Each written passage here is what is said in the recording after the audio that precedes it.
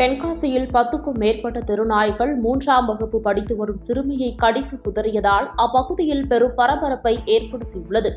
தென்காசி மாவட்டம் அச்சம்புதூர் 12வது வார்டு பகுதியைச் சேர்ந்த காளிராஜ் கூலி தொழில் செய்து வரும் இவருக்கு 3 குழந்தைகள் உள்ளன. இதில் மனிஷா என்ற 8 வயது சிறுமி தனது வீட்டின் வெளியே தெருவில் விளையாடிக் கொண்டிருந்தார்.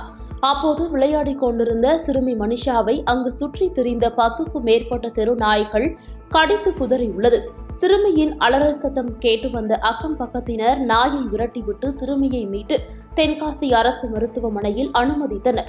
இந்நிலையில் தெருநாய்கள் தொந்தரவு அதிகமாக இருந்து வரும் நிலையில் அதனை அப்புறப்படுத்த வேண்டுமென பலமுறை மாவட்ட நிர்வாகத்திற்கு மனு அளித்தும் எவ்வித நடவடிக்கையும் எடுக்கப்படவில்லை என உறவினர்கள் குற்றம் சாட்டியுள்ளனர். எனவே உடனடியாக நாய்களை அப்புறப்படுத்த வேண்டும் என்றும் சிறுமிக்கு உரிய நிவாரணத்தை அளிக்க வேண்டுமென சிறுமியின் உறவினர்கள் கோரிக்கை விடுத்துள்ளனர். வசிச்சுட்டு இருக்கேன். என் மைத்துனர் காளிராஜ் அவர்கள் மகள் வீட்டு முன்ன விளையாடி கொண்ட சிறுமியை 3ஆம் கிளாஸ் படிக்காங்க. வீட்டு முன்ன விளையாடுகிற சிறுமி தெருநாய்கள் 10க்கும் மேற்பட்ட நாய்கள் விளையாண்டுக்கிட்டு பிள்ளைய கடிச்சு இழுத்துட்டு போகும்போது இழுத்துட்டு போய் தோப்புக்குள்ள போட்டு கடிச்சு இழுத்துக்கிட்டு இருந்தது.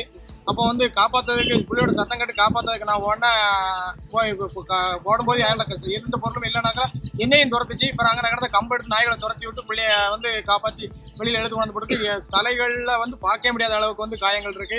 உடம்புல எல்லாம் ரொம்ப கடிகள், தொட சைடு, உடம்பு, வயிறு எல்லாமே ரொம்ப கடிகள் கூடின இடங்கள். தலையில தான் காயம் ரொம்ப அதிகமாக இருக்கு. அது கலெக்டர் சார் அவர்களும் நம்ம மாவட்ட நிர்வாகம் எல்லாம் சேர்ந்து அந்த பிள்ளைக்கு ஒரு நல்ல ஒரு ஃபர்ஸ்ட் எய்ட் எல்லாம் பண்ணி பிள்ளையை காப்பாற்றுறதுக்கு உதவி செய்யுமாறு. பாதகம் செய்பவரை கண்டால் நாம் பயங்கொள்ளலாகாது பாப்பா, மோதி மிதித்து விடு பாப்பா, அவர் முகத்தில் உமிழ்ந்து விடு பாப்பா. அண்மை செய்திகளை உடனுக்குடன் தெரிந்து கொள்ள இணைந்திருங்கள் இயம்நாடு தொலைக்காட்சியுடன்.